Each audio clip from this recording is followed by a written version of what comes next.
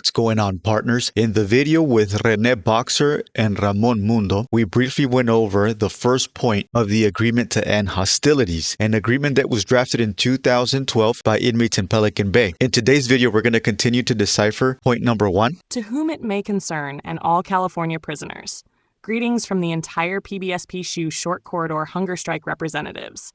We are hereby presenting this mutual agreement on behalf of all racial groups here in the PBSP SHU corridor.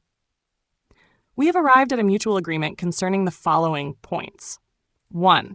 If we really want to bring about substantive, meaningful changes to the CDCR system in a manner beneficial to all solid individuals who have never been broken by CDCR's torture tactics intended to coerce one to become a state informant via debriefing, now is the time for us to collectively seize this moment and put an end to more than 20 to 30 years of hostilities between our racial groups. They want to bring change that's beneficial to all solid individuals. Someone who has not spent time behind concrete walls is going to read this and believe that it's going to be beneficial to every inmate in prisons and in jails.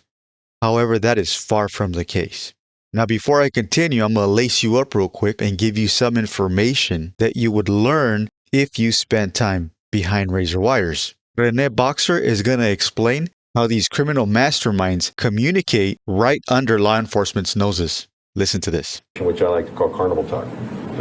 It sounds innocuous to you and I, but it's nefarious. Its underlying intent is nefarious. Say that I had a visitor and I told the visitor, hey, how's Joe doing? Joe's doing fine. Yeah? Why don't you ask Berta to go over there and see him and make sure she talks to him for me. Give him my very best. Okay, to you, it sounds like Berta's going to go over there and give him regards. But to me, I've just authorized a hit against this individual. And in any court of law, it can't be proven. Because it sounds so generic. It just sounds generic. I mean, we can talk about money, we can talk about crimes, we can talk about drug collections, extortions, taking cars, pink slips, whatever we want. And we do this all day long. We understand that we're being recorded. And we alter our conversation a bit to sound innocuous. And we have the institutional gang investigators just scratching their heads sometimes. And what does this mean? And what does this mean? There you have it. And these guys don't only communicate verbally in secrets, they also communicate in writings. These are kites. And they're able to pass these kites, these notes, within prison walls to each other with messages that can be anywhere from just passing on simple information to executing murders, ordering drugs, moving money around. This is footage from Pelican Bay, from the actual prison that the agreement to end hostilities was drafted between inmates. Look at how they communicate with each other, passing encrypted messages to each other. Well, they use code. They use codes that have been so hard to decipher, they have been sent to FBI cryptologists in Washington. With nothing but time alone in his cell, Brian Moore spent years learning an ancient Norse language that hasn't been used since 600 AD. I've got a key right here for you if you want. Show me a key. See across the top right there? Got the ABCs. That's the A, B, and I can match them up. Like other inmates, he sends out encoded messages embedded in intricate artwork. Would you mail this picture to... I would mail it to a girlfriend, and then the girlfriend would mail it to a homeboy or somebody else, somebody that I wanted to pass the message to. And so what happens is that when this goes out, if you're not paying attention to what's happening, if you're not looking for the indicators of how they communicate, a beautiful piece of artwork becomes a message to have someone killed. And yet Lieutenant Perez says they managed to outwit the tight security to plot and scheme with one another. They will use a drain right here, and they can talk through this drain. In fact, you can talk quite a ways down, because they're basically, when we designed the drainage system, we connected a number of these individual exercise yards together, never thinking that this is how they would begin to communicate. And there's little the prison can do about it, since with all the rain in Northern California, they can't plug the drainage system. And now what we do is we pay attention to what they're saying. We listen as much as we can. Moore, who's serving 18 to life for second-degree murder, can't see his next-door neighbor or anyone else on the block. And yet, they communicate by what they call phishing. What is phishing? You just take your little string line right here with a little weight on it. A string line. Now, you made that? Yeah, I just got a tore-up sheet. He makes the line 40 feet long by tearing up his underwear or his bedsheet and braiding the threads together. And he fashions a weight out of soap. And you just throw it out the door, and somebody else throws their other line out. Just then, a written message came flying down from the upper tier. Brian demonstrated how he fishes by flinging a line out, hooking it around the other line, and reeling it in. Once Brian ties the two lines together, the inmates easily send messages back and forth. Now, I also want to point out that these guys are no dummies. These guys are actually educated. Listen to this. The gangs place a huge emphasis on formal education. We discipline ourselves to study at least 3 or 4 hours a day. Bob Overton, who knifed someone to death in a bar, has left the Aryan Brotherhood. He says they make themselves smarter in the service of crime. What kind of literature were you reading? What kind of books? Tactical books, Sun Tzu's The Art of War, You did. Musashi's The Book of Five Rings, Machiavelli. Books You about can- power.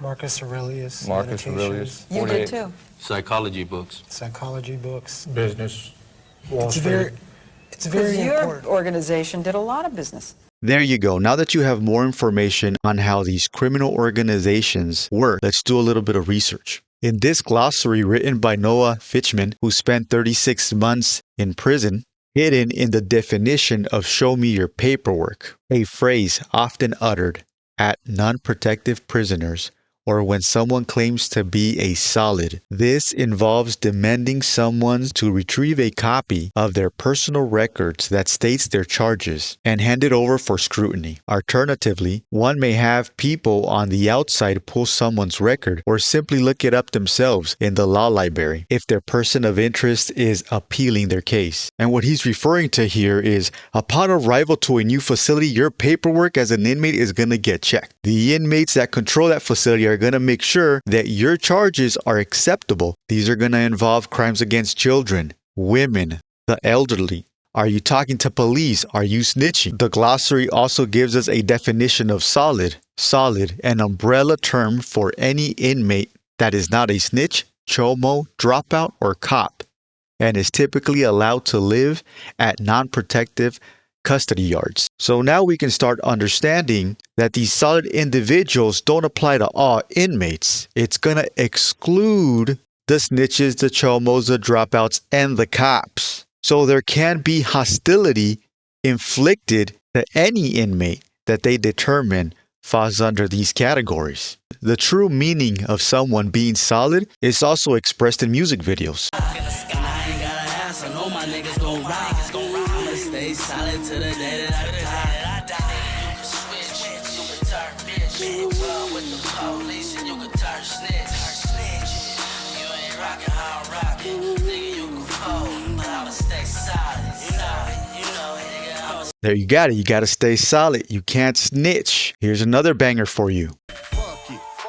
Keep it 1,000. Grown man business to get up to move child. We don't put in work with squares. We ain't bosses laying tallies. Elevate and move mountains cause a solid name does mile. Don't be fucking with them people making statements cooperating. Then you gon' deserve it if you end up staying and pay me. Then you're going to deserve it if you stay and have to pay me. Meaning that he's going to get his paperwork checked. And if it's determined that he is cooperating with the police, he is going to extort him. He is going to have to pay him for his safety. The word solid is also seen on the actual name of gangs. Those hundreds claim Los Solitos, solid ones. Solitos basically comes off of being a solid warrior.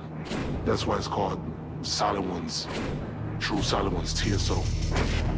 And being a solid warrior for who? For the gang. And it's not going to be a warrior that is doing it for an honorable cause. You're going to be doing it for a life of crime. But by far, I think this last one is the best explanation of what solid individuals are. Listen to this. I'm just telling you from a Norteño's aspect. That's your definition of being solid. Is there's going to be somebody like me that had status that was running yards that's going to tell you to, dookie all over yourself. And you better make sure that weapon comes out properly secured and without fecal matter. Or I'm gonna discipline you, make you do burpees, and make sure the household knows you doing burpees, because this is the lifestyle that you signed up for, and this is the lifestyle that I created for you. See, that's what everybody forgets to remind themselves every day, is that being solid on the main line, what does that really mean? You're walking into a lifestyle and you're entering a household, you're entering a domain that's controlled and governed by other men, by other people. And if you can allow yourself to answer to another man for the rest of your life, just know that's not the true definition of being a man. Because, the acronym for a man is MAN, maturity and nobility. But it also means standing up for yourself as a man, not standing up for somebody else as a man. Because there's going to be a lot of powerful men that created a sense of power in prison, that their definition of being a man is controlling you.